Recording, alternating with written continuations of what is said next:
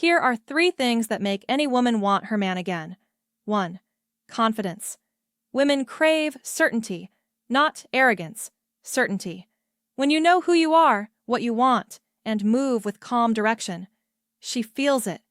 Confidence is magnetic. 2. Mystery.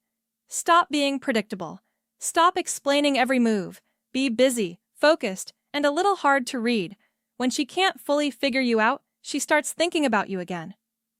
3. Masculine energy. Women crave strength, emotional and physical.